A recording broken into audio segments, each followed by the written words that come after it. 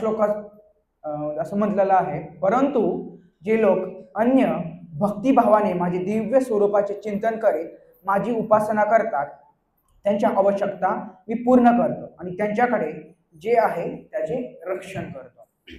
तर सुंदर एक कथा आहे, जगन्नाथ महिमा अमृतमध्ये एक सुंदर कथा आहे. तर हा जो श्लोक आहे या श्लोकावरती पूर्णपणे आधारित आहे. तर जगन्नाथपुरी धाम कुणाला माहिती आहे? श्री क्षेत्र जगन्नाथपुरी धाम कुणाला माहिती आहे? तर त्या जगन्नाथपुरीमध्ये कोण निवास करता?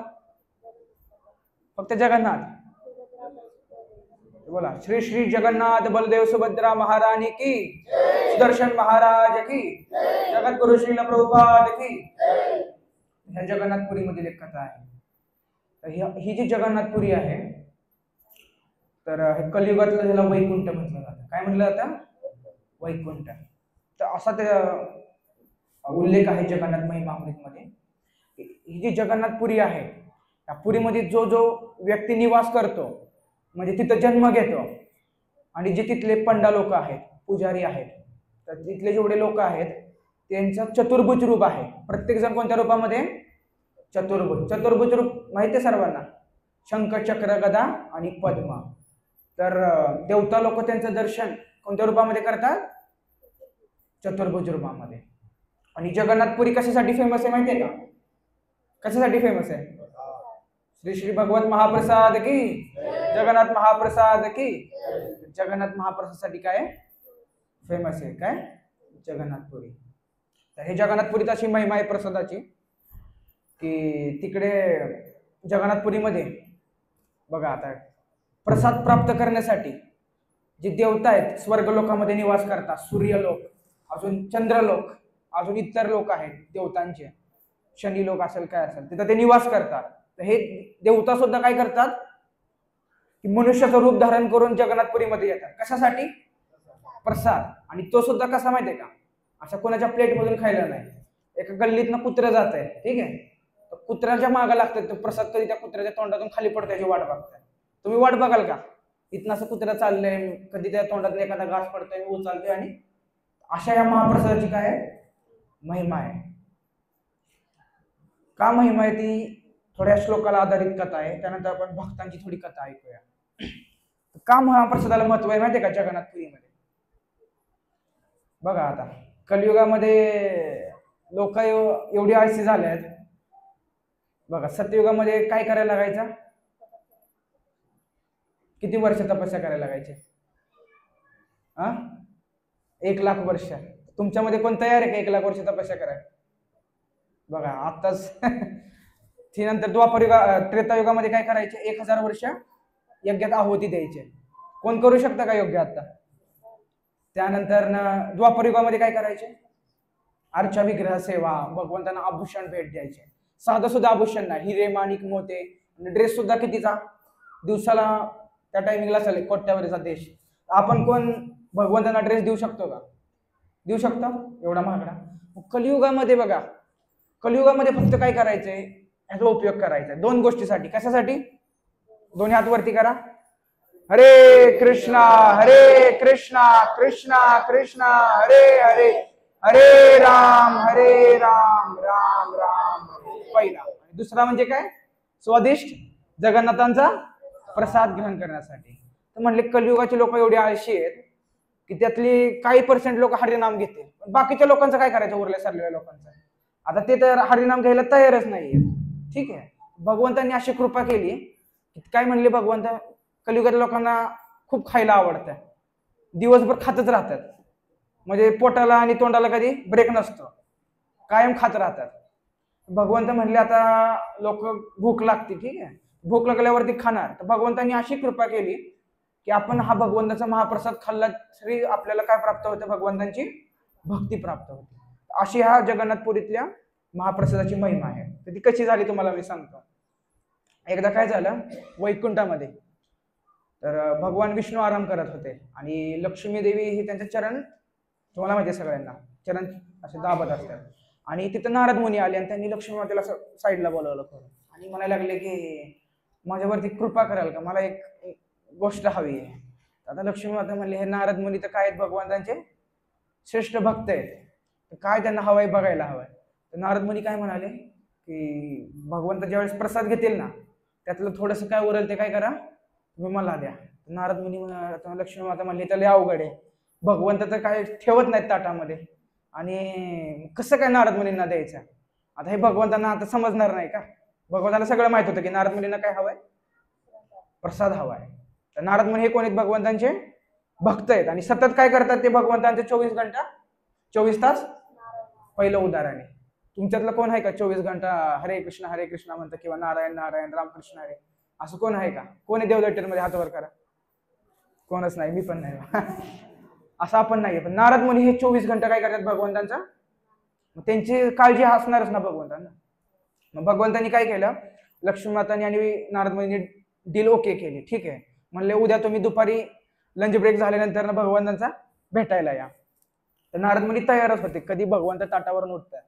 भगवंतांनी ह्या साईडला असे प्रसाद घेत होते, भगवंतांना माहित होतं सगळं. भगवंतांनी काय केलं, थोडासा प्रसाद त्यामध्ये एकदम एवढासा ठेवला आणि भगवंत आपल्या ताटावरून उठून विश्राम करायला गेले. तेवढ्यात लक्ष्मी माता आली आणि काय केलं, नारद मुनींना तो प्रसाद दिला. आता प्रसादाची पावर बघा काय आहे. तो प्रसाद नारद मुनींनी बघता प्रथम दर्शन केलं प्रसादाचं आणि दर्शन करतात जसं मुखात टाकला, ठीक आहे, नारद मुनी कंटिन्यू डान्स करायला लागले. पूर्ण एकदम डिस्को वाजले माणूस कसा डान्स करतो, एकदम हरिनाम घेत घेत कंटिन्यू नारद मुनी नारायण नारायण नारायण पूर्ण पृथ्वीला फिरायला लागले. तर तुमच्या इथे एखादी वरात असली तर कसे डान्स करतात त्यापेक्षा पण एकदम उत्कृष्ट लेवलचा काय करायला लागले. तुम्ही जरा इमॅजिनेशन करा कशा प्रकारे नारद मुनी भाऊ डान्स करत असते. आता हे दृश्य कोण बघायला लागलं, ब्रह्मलोकात ब्रह्मदेव. मग हे नारद मुनीला काय झालंय नक्की, त्याला पहिलं बोलवून आणा. ब्रह्मदेवांनी आपल्या पार्षदांना पाठवलं आणि काय केलं, नारद मुनीला ब्रह्मलोकामध्ये बोलावलं. विचारलं तू असं येड्यासारखा का करायला लागलायस. म्हणायला लागला ही सगळी भगवंतांच्या कशाची, महाप्रसादाची महिमा आहे. म्हणायला लागले तू काही बरोबर केलं नाहीस, तू माझा कोण आहेस, पुत्र आहेस, मी तुझा कोण आहे, इट इज नॉट गुड, तू हे काय चांगलं केले नाहीस. म्हणायला लागला भगवंताचा प्रसाद तू एकटा खाल्लास, हीच वडिलांची किंमत का. त्यानंतर ना मग बघितला, हात बघितला, हातावरती काय होतं नारद मुनींच्या थोडासा एक तांदळाचा काय लागला होता, म्हणजे भाताचा थोडासा हे लागला होता कण. बघितला, अरे असं बघितला, पटकन घेतला ना आपल्या तोंडात टाकला. आणि ब्रह्मदेव सुद्धा आपल्या 4 मुखांसोबत काय करायला लागले, डान्स करायला लागले, गोल गोल फिरून एकदम आस्वादन करायला लागले. आता हे बघायला लागलं कोण माहितीये का, शिवलोकांना बघतो. आता तर मुलगा नाचत होता, आता बाप पण नाचायला लागला. नक्की काय प्रॉब्लेम आहे. म्हणायला लागले या दोघांना पण पकडून काय करा, खाली आणा. आता शिवजींकडे नारद मुनी आले, ब्रह्मदेव साईडला उभे. म्हणायला लागले काय नक्की काय तुमच्यात काय फॉल्ट आहे, काय तुम्ही डान्स करता येड्यासारखा, काही कामधंदा नाही का तुम्हाला. म्हणायला लागले की काय ना, म्हणले शिवजींना म्हणायला लागले की हे महादेव असं झालं की सगळे म्हणजे कॉन्टॅक्ट सांगितलं सगळं की असं असं झालं. आणि ब्रह्मदेवांनी सुद्धा माझ्याकडून काय घेतला, एक प्रसाद घेतला. आता शिवजी म्हणायला लागले हे काय तुम्ही योग्य केलं नाही, बरोबर केलं नाही, तू माझा कोण आहेस, भाव आहेस, हीच किंमत भावाला दिलीस का. आणि असा हात पकडला आणि बघितलं त्याच्यावरती अजून एक अर्धा काय होता. आता अवघडच झाला. आता हा कण शिवजींनी जसा खाल्ला, तांडव सुरू झाला. आता प्रलय येणार असं वाटायला लागलं. सगळे देवी देवता सगळे घाबरले की शिवजी टायमिंगच नाहीये तांडवचा, मग शिवजी का नृत्य करतायत. आता सगळे भयभीत झाले, त्राहिमाम त्राहिमाम त्राहिमाम काय करायला लागले, भयभीत झाले की प्रलयची तर वेळ नाहीये, मग कसं काय प्रलय आलाय, शिवजी का तांडव करताय. आता शिवजींना शांत कोण करू शकता, पार्वती माता. आता पार्वती माताला बोलावलं. पार्वती माता आली, जोरात शिवजींच्या कानामध्ये ओरडली. शिवजी घाबरून एकदम स्तंभित झाले. म्हणायला लागले काय आहे, पहिले तर नारद मुनी डान्स करत होते, मग ब्रह्मदेव डान्स करायला लागले, आता तुम्ही डान्स करायला लागला, नक्की काय चालवलंय तुम्ही. शिवजींनी पूर्ण प्रसंग सांगितला आणि ते सांगितल्यानंतर ना काय केलं, पार्वती माता म्हणली हे काय तुम्ही बरोबर केलेलं नाही, मी तुमची कोण आहे, पत्नी आहे. मग पत्नीचा अधिकार आहे, आता पतीच्या प्लेट मधलं अर्ध खाणं, ठीक आहे. पतीनं पत्नीच्या प्लेट मधलं खायचं नसतं, पतीच्या प्लेट मधलं पत्नीनं खायचं असतं. तर का, तर म्हणजे पतीचं अर्ध फळ कोणाला मिळतं, पत्नीला मिळतं. तर म्हणले हे तुम्ही काय योग्य केलेलं नाही. तर आता लक्ष्मी ह्या ज्या होत्या पार्वती माता, ह्या काय झाल्या, एकदम रुसल्या. आता ही इन्फॉर्मेशन कुठे गेली? लक्ष्मी आणि किचन मध्ये इन्फॉर्मेशन गेली की एका एका महाप्रसादामुळे काय झालंय, एवढा सगळा उद्योग झालाय. आता हा पार्वती माता ही कोण आहे भगवंतांची? थोडं पुढं सारखं मागा, जागा नाहीये. हरे कृष्ण.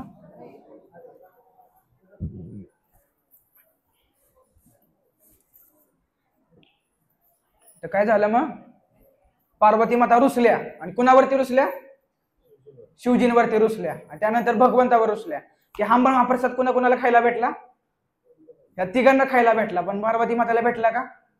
पार्वती माता कोणी माहितीये का तुम्हाला? भगवंतांची बहीण आहे, बरोबर का नाही? पार्वती माता रुसल्या, रुसल्या कुठे गेल्या? जगन्नाथपुरीमध्ये गेल्या. तिथे जाऊन तपस्या करायला लागल्या.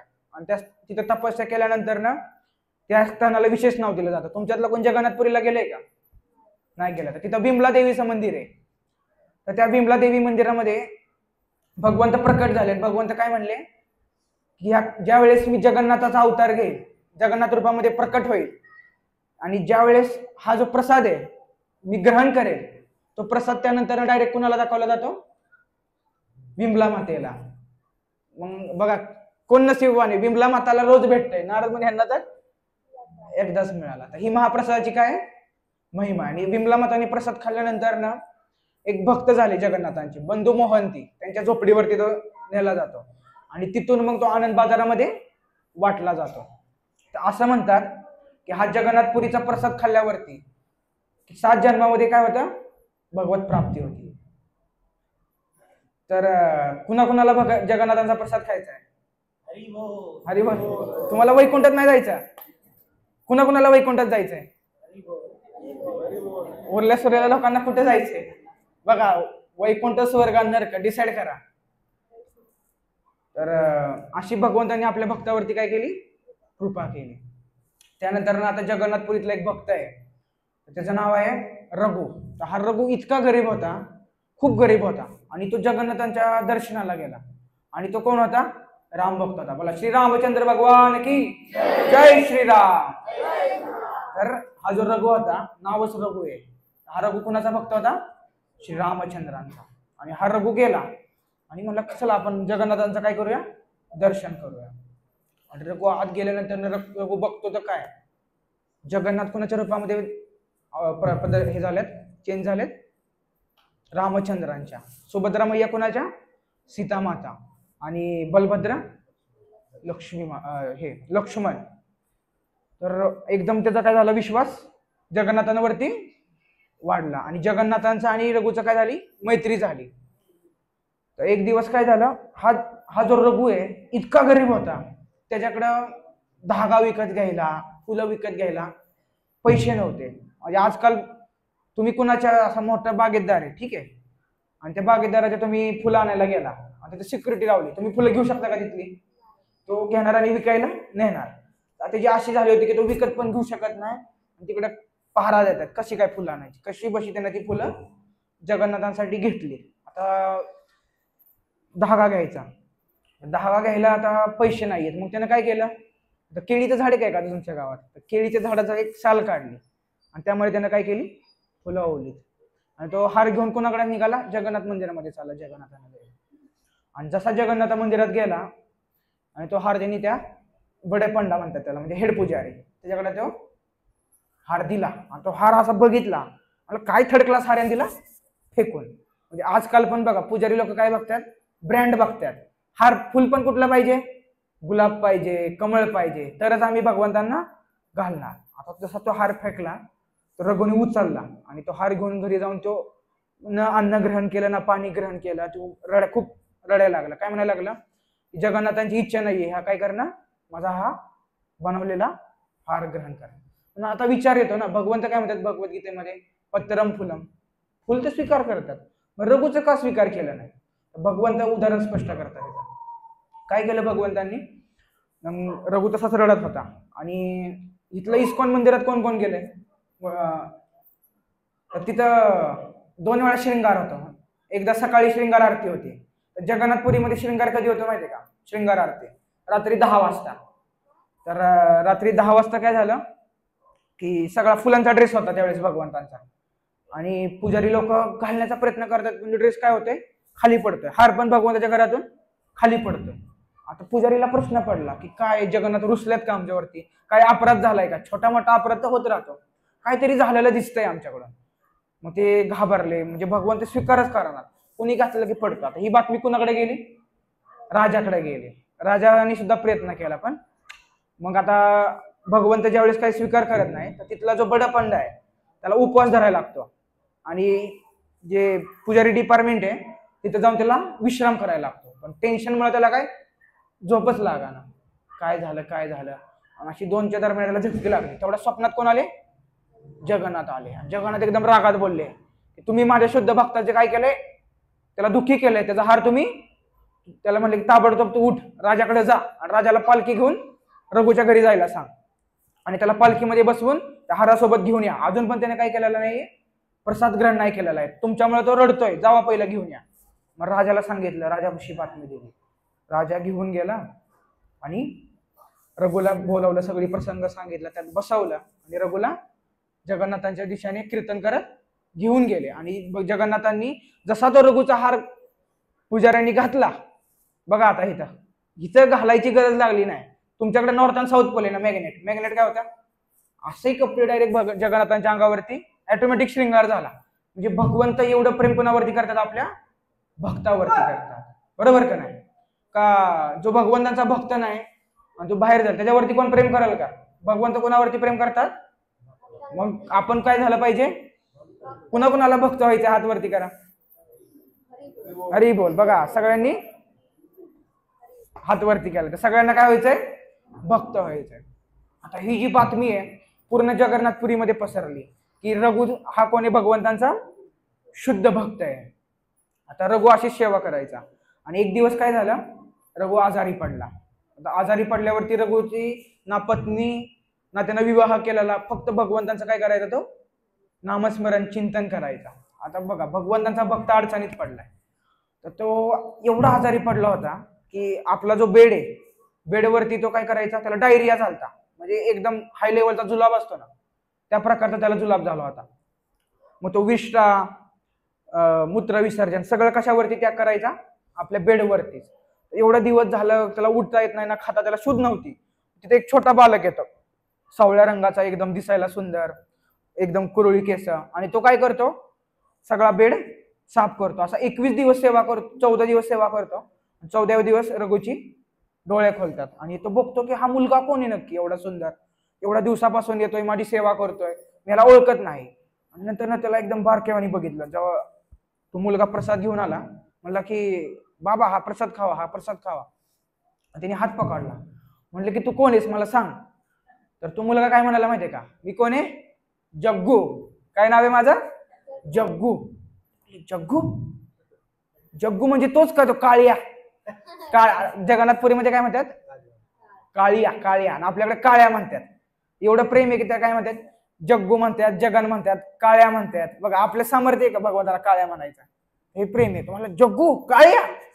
आणि काय केलं, म्हणायला लागले तू का माझी सेवा केलीस? मी तर तुझा दास आहे, तू तर माझी सेवा नाही करायला पाहिजेस. मी काय केलं असतं, माझा मी ठीक झालो असतो. भगवंत म्हणायला लागले नाही, तू एवढी माझी सेवा करतोस, मला तू एवढे दिवस मंदिरात आला नाहीस, मला काय करमलं नाही तुझ्याशिवाय, तर मी तुला बघायला आलो. बघतो तर तू काय आहेस?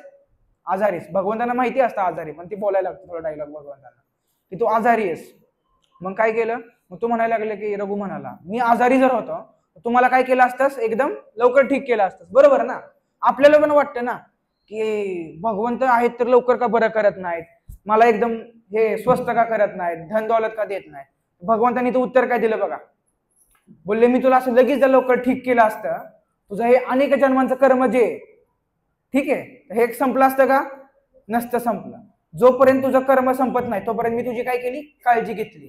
तू ह्याच जन्मामध्ये तुझं कर्म काय व्हावं, फिनिश व्हावं, संपून जावं. म्हणजे तू ह्या जन्मामध्ये कुठे येशील, माझ्याकडे येशील. कुठे येशील? वैकुंठात येशील. कर्मासाठी एकच जन्मात भगवंतांचा कर्म संपवायचं होतं. हे ज्यावेळेस रघुला कळलं, रघुच्या डोळ्यातून काय आले, अश्रू आले, आणि तो जागेवरून उठला आणि बघा, आणि भगवंतांना काय केला, दंडवत केला आणि आलिंगन केलं. आता ही बातमी अख्ख्या जगन्नाथपुरीमध्ये पसरली. बघा भगवंत कष्ट का देतात कळलं का तुम्हाला? एकाच जन्मामध्ये काय करायचंय भगवंतांना सगळ्यांचं, निवारण करायचे, सगळं आपले दुःख संपवायचे. भगवंत दुःख कोणाला देतात माहितीये का? आपला जो प्रिय आहे का नाही, प्रिय व्यक्तीला. श्रीमद भागवतम मध्ये कुंती महाराणी भगवंतांना काय मागती माहितीये का? तर काय मागते तुम्हाला माहितीये का? भगवंत म्हणले कुंती महाराणीवरती प्रसन्न झाले, म्हणजे तुला काय हवंय माग, जेवढा तुला मागायला वेळ लागणार नाही तेवढा मला द्यायला वेळ लागणार नाही. कुंती महाराणी काय मागती? विपत्ती, दुःख. का मागती सांगा बघू? स्मरण. तुमच्यातलं कोण सुखी? हात वर करा. सुखी कोण आहे? बघा, ह्यांना भगवंताचं स्मरण होत नाही. जो सुखी आहे त्याला भगवंताचं स्मरण होत नाही, जो दुःखी आहे त्याला काय होतं? भगवंतांचं स्मरण होतं. भगवंत कुंती महाराणीने उदाहरण दिले. काय उदाहरण दिले? किती दुःख बघा, लहानपणापासून कर्णापासून वेगळी झाली, पहिलं दुःख. नंतर पांडू महाराज शरीर सोडलं, त्यानंतर त्यांच्या मुलांना एकदम बाहेर काढलं, त्यानंतर द्रौपदीचं वस्त्रहरण झालं. मग ह्या दुःखामध्ये काय झालं? कुणाचं स्मरण केलं? कुंती महाराणीनं. आणि कुंती महाराणी म्हणली की दुःख होतं म्हणून तुम्ही आमच्या सोबत होता, दुःख नसतं तर भगवंत इथं आले असते का? हस्तिनापूरमध्ये पांडवांसोबत राहिले असते का? आपले द्वारकामध्ये 16,108 महाराणींसोबत. कुणाकुणाला दुःख हवंय? बघा, तुम्हाला भगवंत नको, सुख पाहिजे. बघा, मी तर म्हणतो मला भरभरून दुःख पाहिजे, जेणेकरून मी 24 तास भगवंतांचं काय करीन? स्मरण करेन. बघा, परत एकदा विचारतो, कुणाला दुःख हवंय? बघा, सगळी घाबरली जाता. दुःख आलं तर आम्ही सुखी जीवन कसं जगणार, आहे ना? दुःख नकोय तुम्हाला. बघा, हेच हळूहळू आता. त्यानंतर द्रौपदी एक उदाहरण आहे. द्रौपदी पण काय होती? दुःखी होती. द्रौपदी दुःखी असल्यामुळे भगवंतांनी तिचं काय केलं? रक्षण केलं. तुम्ही जर सुखी असलं तर भगवंतांनी तुमचं रिलेशन बनणारच नाही ना. जो दुःखी व्यक्ती तो सतत काय करणार भगवंतांसोबत? बघा, उदाहरणार्थ ज्यावेळेस तुम्ही सुखी असता त्यावेळेस तुम्ही तुमच्या दुनियामध्ये असता, कुणावर जास्त बोलत नाही, खुश राहता. पण ज्यावेळेस दुःखी होता त्यावेळेस असा एक व्यक्ती बघता की ज्याच्यापाशी तुम्ही जाऊन काय करू शकता? हृदय मोकळं करू शकता. ठीक आहे. पण भगवंत हे काय शाश्वत आहेत. भगवंतांपासून तुम्ही जर हृदय मोकळं केलं तर भगवंता व्यतिरिक्त कोण तुमचं रक्षण करू शकत नाही. आता तुम्ही जर कुठल्या संकटात गेला तर तुम्ही म्हणणार अमुक माझं रक्षण करेल, तमुक माझं रक्षण करेल. त्याला त्याची गॅरंटी नाही की त्याचं रक्षण होईल, आणि काय तुमचं रक्षण करेल. म्हणून रक्षण एकच करू शकतं. कोण करू शकतं? भगवंत. तुम्ही जर दुसऱ्यावरती आश्रित राहिला त्याचा पण हरिबोल आणि तुमचा पण हरिबोल. कुणावरती आश्रित राहिलं पाहिजे? बघा, द्रौपदीनं तिच्या पतीला काय केलं? रक्षमाम रक्षमाम पांडवांना बोलली, भीष्म पितामहांना बोलली. भीष्म पितामहांसारखं कोण तिथं नव्हतं एवढा महान योद्धा. त्यानंतर समस्त जेवढे त्या सभेमध्ये होते प्रत्येकाला काय केली? मदत मागितली. कुणी सुद्धा मदत केली का? शेवटी काय म्हणली? कृष्ण कृष्ण महाभाव. आणि शेवटी कृष्णाने काय केलं? रक्षण केलं वस्त्र रूपामध्ये. दुसरं कोणी रक्षण केलं का? मग विपत्ती असली तर भगवंत रक्षण करतील, भगवंतांचं दर्शन होईल. नाही तर दर्शन होईल का? नाही होणार. तर त्यानंतर रघु जो होता तर भगवंतांनी काय केलं? एक दिवस रघु आणि दोघांची एकदम घट्ट मैत्री झाली होती. आणि एक दिवस काय झालं? भगवंत रघुकडे गेले आणि काय म्हणाले की मला लई इच्छा होती काय खाण्याची. तुमच्या इथं झाड आहे का? कटलला काय म्हणतात मराठीमध्ये? फणसाचं झाड आहे का? देवदैत्यामध्ये फणसाचं झाड नाही? किती दुर्भाग्य आहे तुमचं. फणस नाही मिळत खायला. तर बघा, तिथे एक फणसाचं झाड होतं. तर भगवंत म्हटले मला लय भूक लागली, काय खायचंय? फणस खायचा आहे. भगवंतांनी काय केलं? रघुला म्हणले चल चल आपण काय करू? फणस खायला जाऊ. तर रघु म्हणायला लागला हा चल चल मी राजाकडे जातो आणि काय सांगतो की जगन्नाथांना काय पाहिजे? फणस पाहिजे. जगन्नाथ म्हणले अरे तू समजत नाहीयेस, मला पाहिजे तर राजा मला अख्खं बागायत देऊन टाकाल, असं मागून घ्यायला काय मज्जा नाही. आता काय करायचं? आपण दोघांनी जाऊन राजाच्या बागायतामध्ये जाऊन चोरी करायची. आता रघु म्हणायला लागला, आता भक्त आहे शेवटी, रघु म्हणायला लागला चोरी करणं योग्य नाही. भगवंत म्हणायला लागला कशाला काळजी करतोस, मी आहे ना. नाही नाही म्हणायला लागली, तीच भीती आहे म्हणली आता. तर भगवंत म्हणायला लागले अरे तुला माहितीये का आम्ही ज्या वेळेस गोकुळ वृंदावन अजून नंदगाव मध्ये होतो त्यावेळेस आम्ही एक कंपनी बनवलेली, चोर अँड चोर की सरदार कंपनी, मॅन्युफॅक्चर लिमिटेड.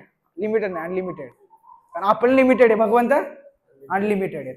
आणि म्हणले त्या कंपनीमध्ये 101 चोर आम्ही तयार केले. त्यातला एक सुद्धा इथले बघा भुरटे चोर असतील, अजून दरोडेखोर असतील, बघा गावत्यात काही ना काहीतरी चुका करतात. भगवंत एकदा सुद्धा पकडले तरी भगवंताची लीला अद्भुत आहे. भगवंतांचे असे मित्र म्हणजे एवढी चोरी केल्या कधी सापडले का? चोरी काय करायची? धन चोरायचे वे भगवंत घरी जाऊन? चोरी भांडी चोरायची काय चोरायची? काय चोरायचे घरी जाऊन? नवनीत माखन म्हणजे नवनवीन माखन चोरायचे. आणि ते पण भगवंत का चोरायचे माहितीये का? वृंदावनातल्या गोपींची इच्छा होती की आमच्या घरी काय व्हायचं, भगवंत यावं आणि काय करावं, माखन खावं. म्हणून गोपी अशी काय करायची, बाहेर जायची आणि म्हणायची, ए लाला ए कान, आज इथं माखन ठेवलंय, मी आज बाहेर जाणार आहे. म्हणजे अगोदरच काय करायची, सिग्नल द्यायची की तुला इथं चोरी करायची. तर तुम्ही म्हणत असाल वृंदावनातला हा जो भाव आहे, संक्षेप मध्ये सांगतो. वृंदावनातल्या ह्या ज्या गोपी आहेत, सिनियर गोपी, ज्युनियर गोपी, युथ गोपी, ह्या ज्या गोपी आहेत म्हणजे वरिष्ठ, मध्यम वर्गीय आणि एकदम लहान गोपी. तर ह्या ज्या गोपी आहेत, ह्या गोपींना आणि वृंदावनवासींना एकच व्यक्तीवरती मन लागायचं, ते म्हणजे कोणामध्ये? कृष्णामध्ये. तर हा प्रश्न कोणी विचारला? रुक्मिणीने विचारला एकदा. कुणाला विचारला? भगवान श्रीकृष्णांना, की तुम्ही एवढं ब्रजवासीची आठवण का करता? म्हणजे भगवंत रोज रात्री रडायचे एकदम वृंदावनाच्या आठवणीमध्ये. काय ठेवलंय त्या वृंदावनामध्ये? तर असं म्हणलं जातं की वृंदावनातल्या ह्या ज्या गोपी आहेत, भगवंत म्हणले तुला नाही समजायचं, कुणाला विचार? रोहिणी मातेला विचार. तर रोहिणी मातेने काय सांगितलं की तुम्ही ज्या आहात राणी, तुमचं मन 12 ठिकाणी लागलेलं आहे आणि वृंदावनवासियांचं मन कुठं लागलेलं आहे? एका ठिकाणी. आता वृंदावन द्वारकाच्या महाराणी यांचं तर 12 ठिकाणी लागलंय, तुमचे तर 1760 गोष्टींमध्ये लागले. कसं काय तुम्हाला सांगतो बघा. हे जे होते द्वारकाच्या राणी, भगवान श्रीकृष्ण एक, त्यात पर्सनल सेवा करायच्या कृष्णाच्या.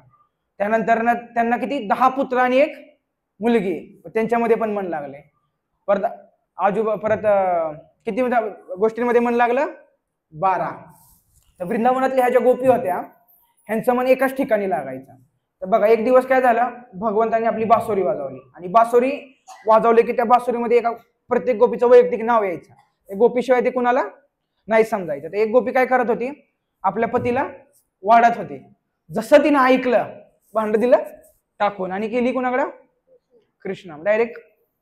त्यानंतर एक गोपी काय करत होती, तिकडे वृंदावन साईडला असं मोठं मोठं काजळ लावतात, एकच डोळ्यामध्ये लावलं. दुसरा जसं बासुरीचं ऐकलं, दिलं टाकून. एक गोपीचं काय करत होती, आंघोळ करून आली त्याने वस्त्र घालत होती. जसं तिने ऐकलं, खालचं जे असतं ते वर घातलं आणि वरचं खाली घातलं आणि काना करत करत गेल्या पळत. त्यानंतर ना तिसरी काय करत होती, म्हशी असं गाईचं पाय बांधलेलं आणि धार काढत होती. जसं ऐकलं, दुधाचं पातेलं दिलं उलट करत आणि डायरेक्ट कृष्णाकडे. त्यांचं मन कुठं लागलं होतं? एका ठिकाणी. आणि भगवंतांची जी सखा होते, हे पण कोणाचे विचार करायचे नेहमी? भगवंताचा. तर तुम्ही असं करू शकता का? म्हणूनच आपण भगवत प्राप्ती करू शकत नाही. आपलं हे जे मन आहे, हे मन काय? शत्रूपणे आणि मित्रपणे.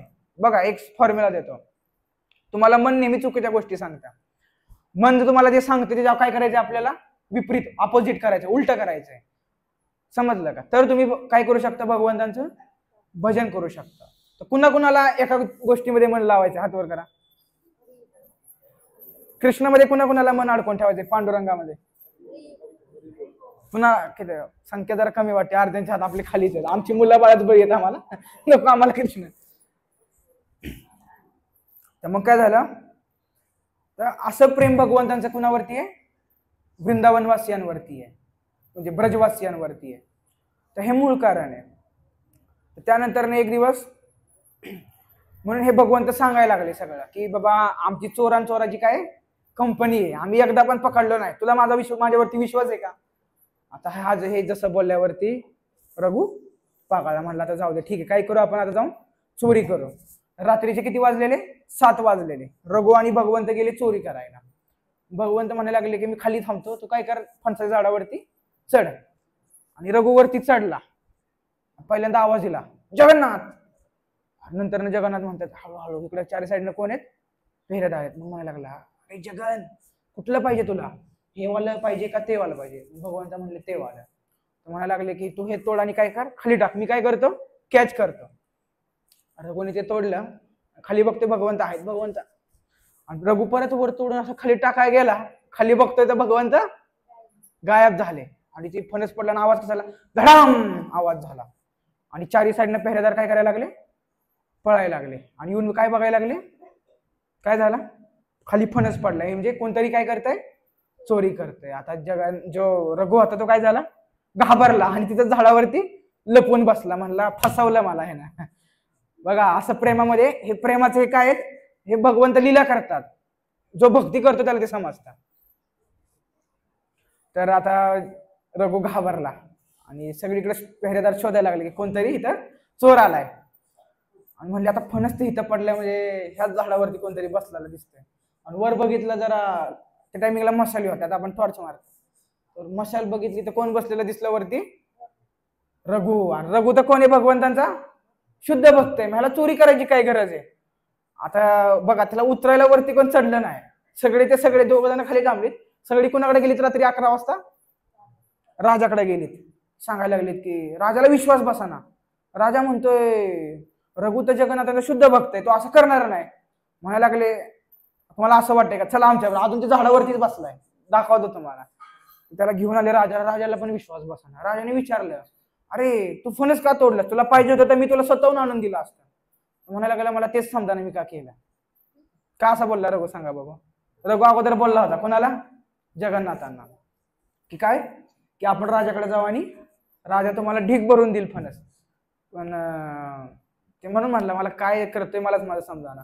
मग राजा म्हणायला लागला का चोरी केलीस, तर म्हणलं अरे तो आहे ना काळ्या, जो आज बसलाय जगन, त्या काळ्याला फणस खायचा आहे.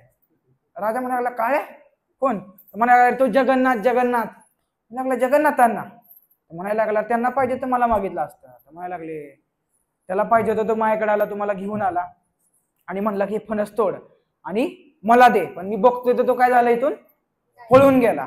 आता राजाला बघा, राजाला ऐकल्यावरती कसं वाटलं, राजाला काय वाटलं असणार आहे कोण सांगू शकतो. ऑप्शन ए आणि ऑप्शन बी, की राजाला असं वाटलं की रघु मला उल्लू बनवते, म्हणजे येड्यात काढतोय, त्याला आता बंदी बनवून आपण जेलमध्ये नेलं पाहिजे. कारण रघु बद्दल विश्वास वाढला की भगवंतांचा रघुचा खूप प्रेम आहे.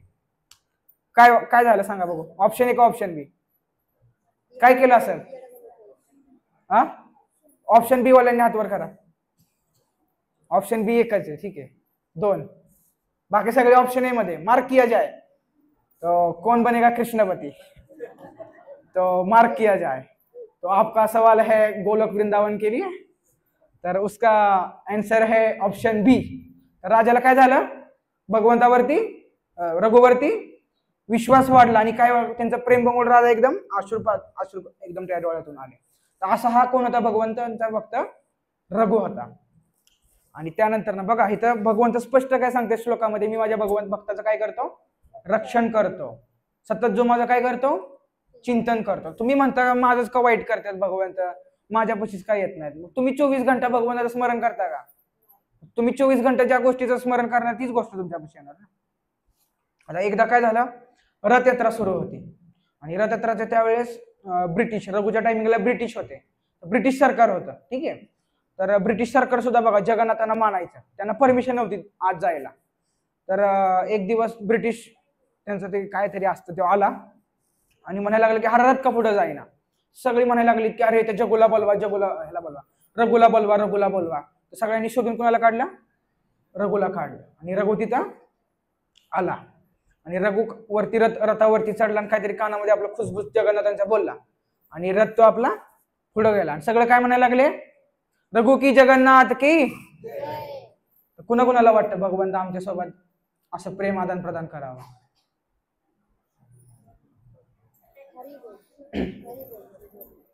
तर असं जर करायचं तर एक गोष्ट माझ्या पाठीमागे म्हणा, जर आम्हाला रघुसारखं भगवंतावरती प्रेम करायचंय तर ही जपमाळ आम्ही 16 माळा नियमितपणे करू आणि भगवत प्राप्ती करू. आणि नाही जर 16 माळा केल्या जगन्नाथ आमची चटणी करतील आणि चाटतील. बघा आता काही लोक तर म्हणली पण नसतील, म्हणले असतील बाबा प्रभूजी आम्हाला अडकावतात कशात तरी. बघा असं म्हटलं जातं, ग्रुपमध्ये एक जरी व्यक्ती म्हणला तरी सगळ्यांचं वचन भगवंत. बघा आता तुम्ही साध्या सुद्धा व्यक्तीला वचन नाही दिलं, कुणाला दिलंय, जगन्नाथांना दिलंय.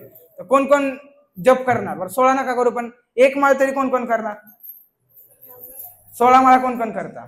बरं, जे 16 करत नाही त्यांनी 16 माळा करण्याचा प्रयत्न. बघा कुणाला वचन दिलंय तुम्ही? जगन्नाथांना. तर अजून एक उदाहरण आहे आपल्या महाराष्ट्रातील संत शिरोमणी तुकाराम महाराज.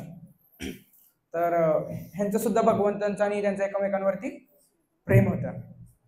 तर तसं उदाहरण आहे. एक दिवस काय झालं, जी तुकाराम महाराजांची पत्नी होती आवली, तर तिने अवस्था बघितली की आमचा बुवा काय करतोय आता, नसतंच रामकृष्ण हरी करतोय, आणि आता घरादारात काय नाही, आता काय करायचं, काहीतरी कुठनं तरी पैसे आणायला पाहिजे. तर आवडीनं काय केलं, आपलं दागिन्यातून थोडेफार पैसे आणले, बरोबर ना, आणि त्यानंतर ना त्यातनं त्यानं भाजीपाला विकत घेतला. आणि तुकाराम महाराजांना म्हणले की आता हे तुम्ही घेऊन जावा आणि काय करा, हे विका आणि ह्याच्यातून थोडं काहीतरी आपण खाऊ शकतो असं कमवून आणा. तुकाराम महाराजांनी ते काय केलं, घेतलं, बैलगाडीत भरलं आणि कोकणा साईडला ते गेले आणि ते भाज्या विकायला गेले. आता पहिल्यांदा गेले, तिथे गेल्यावरती भजन करायला लागले. तुकाराम महाराज, तिथे व्यक्ती यायचा, तो म्हणायचा आता 10 रुपये दाम येतात, तो म्हणायचा 5 द्या की बाबा, 5 द्या की. मग तुकाराम महाराज म्हणायचे जाग. दुसरा यायचा, म्हणायचा 5 द्या की, 5 द्या की, जागून. असं करत करत जेवढ्याला घेतलं, समजा 300 रुपयाला घेतलंय, तर किती रुपये फायदा व्हायला पाहिजे? किती रुपये? हा बरं, 400-500 तरी व्हायला पाहिजे, आहे ना? 500 तरी व्हायला पाहिजे, घरदार चालवायचंय म्हणल्यावरती. तर आता बघत चाललंय की काय होत चाललंय, तोटा होत चाललाय. आता त्यांना डिस्टर्ब व्हायला लागला. बघा, एखादा हरे कृष्ण महामंत्राचा जप करतोय, बरोबर का नाही, कोण कोण येऊन सारखं बोलतोय, तो व्यक्ती तिथं बसेल का? कुठेतरी लांब जाऊन बसणार. ते म्हणले तुम्हाला घ्यायचंय तर घ्या, मी काय करतो, वर डोंगरावर जाऊन बसतो. वर जाऊन मग त्यांनी कीर्तन करायला सुरुवात केली. आता काय काय लोकांना ठेवायचे तेवढे आपलं 10 रुपये तर 10 रुपये ठेवून जावा. आता कोण एवढं सत्य आहे का? राजा हरिश्चंद्रासारखं कोण सत्य आहे का इथं? त्या टायमिंगला पण नव्हतं, आता तर कोण नसणार आहे. काय काय लोक फुकटात घेऊन गेले. आणि नंतर तुकाराम महाराज खाली बघतायत, तर जेवढ्याला आणलेलं तेवढं पण नाही मिळालं. सगळं भाजीपाला काय झालंय, संपलाय. आता काय करायचं? दुसऱ्या दिवशी तर त्यांना निघायचंय, आणि तिथं तेवढ्यात एक माणूस आला, एक पोत राहिलेला फक्त, आणि तो एकदम असा गुंड होता माणूस. आणि त्यानं काय केलं, गुंड होता, त्यानं ते उचलला आणि म्हणला बुवा हे कितीला दिलं? तर ते म्हणायला लागले की हे पोत 50 नाही. तर म्हणायला लागले की उद्या देतो तुम्हाला आणून, उद्या तुम्ही हाय का इथं? म्हणले हा, उद्या देतो आणून. बघा, तुम्ही आता किराणा मालाच्या दुकानात जाता, जाऊन तिथं म्हणता की काय पैसे नसले की काय म्हणता, उद्या देतो. तर सेम सिच्युएशन होती. आता उद्या तुकाराम महाराजांना आपल्या गावी निघून जायचं होतं, तर म्हणले उद्या आता माणसं काय करतील, बाकीचे लोक येऊन पैसे जमा करतील. बघा, लोक एवढी सत्यवचने नाहीयेत की येऊन पैसे देतील. तुकाराम महाराज वरती आहे तसं भजन करतात, पण काळजी कोणाला होती? पांडुरंगाला, विठ्ठलाला, भगवंतांना काळजी होती. ठीक आहे. तर भगवंत एक रूप घेऊन आले. कुणाचे नाव काय सांगितलं भगवंतांनी? कुणाला माहितीये का ही कथा? भगवानने सांगितलं की मी कोण आहे, विठू, आणि मी कोण आहे, तुकाराम सेठचा नोकर आहे. आणि एकामेकाच्या घरी जाऊन काय म्हणायला लागले, चला तुमचं नाव अमुक अमुक आहे, एवढं एवढं तुम्ही भाजीपाला लिहिलाय, तुकाराम सेठनी मला पाठवलंय. बघा, भगवंत म्हणतात भक्ताला काय, तुकाराम सेठ, आणि म्हणायला लागले चला तुमचे 35 रुपये जमा करा. असं धमकी देऊन हे करून भगवंतांनी आपल्या भक्तासाठी काय केलं, प्रत्येकाच्या घरातून, आता तो जो व्यक्ती होता गुंड व्यक्ती, तो द्यायलाच तयार नाही. तो म्हणायला लागला, त्या व्यक्तीला म्हणायला लागला की आमच्या तुकाराम सेठनी पाठवले, तुमचं 50 रुपये बाकी आहेत. तो व्यक्ती ढकलला बाहेर भगवंतांना, म्हणलं नाही जा, सांग तुझ्या भावाला. भगवंतांनी काय केलं, त्याला मग आपल्या भक्तासाठी त्याला पण उचलून आपटलं. मग तो घाबरल्यावरती त्यानं 50 रुपये दिले. बघा, एवढं प्रेम कोण कोणावरती करतं का? दुसरं एक उदाहरण देतो.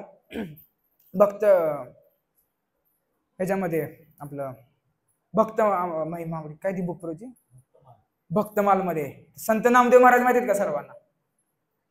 संत नामदेव महाराज एक दिवस भगवंतांना निवद घेऊन चालले होते, आणि निवद बनवत असताना चपातीला भगवंतांना, बघा, आपण आपले कोण पाहुणे रावणे आले किंवा आपल्याला काय खायला पाहिजे, आपण कसं बनवतो, चांगलं. आता काय काय ठिकाणी तर मी असं बघितलंय भगवंताला निवड दाखवतात 4 दिवस 5 दिवस 10 दिवस ती तसंच जेवण काय होतं तसंच ते नैवेद्य पडून असतो. असं भगवंतांना तुमच्या ताटापुढे ठेवलं आणि तेच तुम्ही 4 दिवस खाल का? तसं भगवंताच्या पुढे ठेवतात.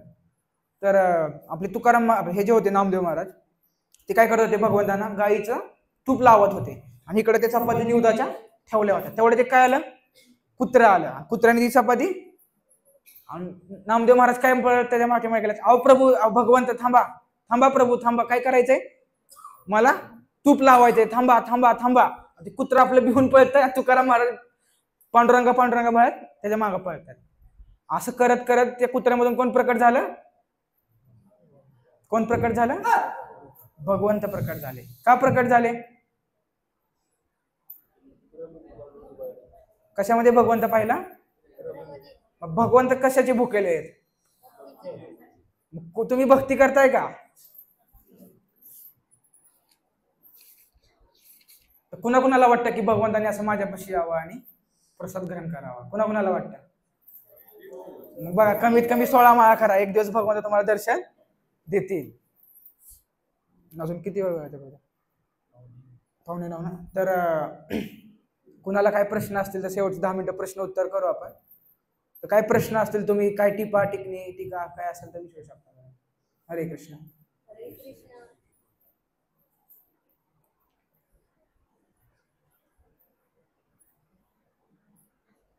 कोणाला काय प्रश्न आहे? क्लास बद्दल किंवा बाहेरचे काय प्रश्न असतील तर मी प्रयत्न करतो.